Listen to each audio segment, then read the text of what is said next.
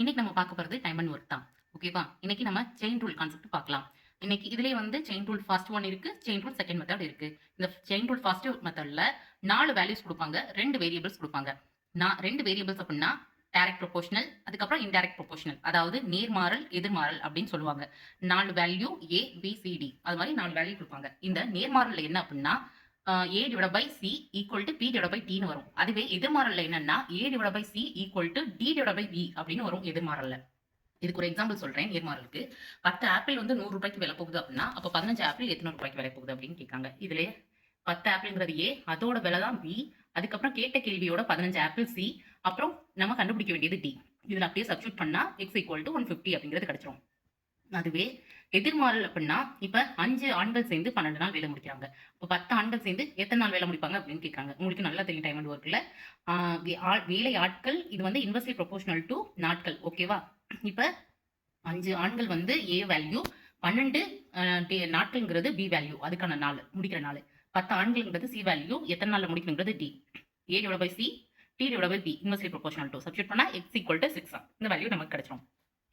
Chain ரூல்ல ரெண்டாவது மெத்தட்ல 3 அல்லது 4 வேரியபிள்ஸ் கொடுக்கலாம், 6 அல்லது 8 வேல்யூஸ் கொடுக்கலாம். இந்த இதுக்கான ஃபார்முலா வந்து ஆண்கள், நாட்கள், நேரம், எத்தனை மணி நேரம் டிவைட் பை எவ்வளவு வேலை செஞ்சிருக்காங்க ஒர்க் ஈக்குவல் டு ஆண்கள், நாட்கள், நேரம், எவ்வளவு நேரம் வேலை செஞ்சிருக்காங்க. இதுதான் அதோட ஃபார்முலா. இதுல எம்னா மென்னு, டினா டேஸ், ஹச்னா ஹவர்ஸ், டபிள்யூனா ஒர்க். ஓகேவா? இதுக்கான எடுத்துக்காட்டு கணக்கு நான் கொடுத்துருக்கேன். இப்ப 5 ஆண்கள் 6 நாட்கள் 8 மணி நேரம் ஒரு வேலையை செய்து முடித்தார்கள் அப்படின்னா 10 ஆண்கள் 6 மணி நேரம் சேர்ந்து ஒரு வேலையை எவ்வளவு நாட்களில் முடிப்பார்கள் அப்படின்னு கேட்டிருக்காங்க. இதுல நாட்கள் கொடுக்கல.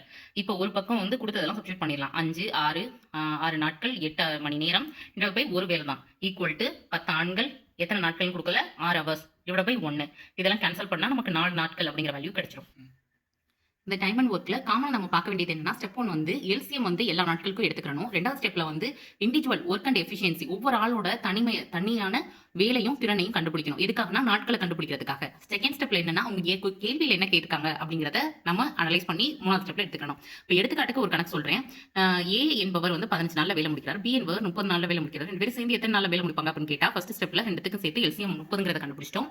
ஏ மட்டும் ஒரு நாளைக்கு 2 யூனிட் வேலை பார்க்கறாரு, பி மட்டும் ஒரு நாளைக்கு 1 யூனிட் வேலை பார்க்கறாரு. 2 பேரும் சேர்ந்து மொத்த வேலை டிவைட் பை 2 பேரும் சேர்ந்து பார்த்தாங்க அப்படின்னா 10 நாள்ல வேலையை முடிச்சிருவாங்க. அவ்வளவுதான் செயின் ரூல் மெத்தட். இதுல வந்து ஒரு பெண்ணை வந்து 8 பெண்ணோட வேல்யூ வந்து 56 ரூபாய்க்கு விற்கிது. அதே மாதிரி 12 பேனாவோட வேல்யூ வந்து எவ்வளவு அப்படின்னு கேட்டிருக்காங்க. 8 பேனா 12 பேனா, 8 பேனாவோட வேல்யூ 56 ரூபாய் விற்கிது, 12 பேனாங்கிற வேல்யூ எவ்வளவு தெரியல.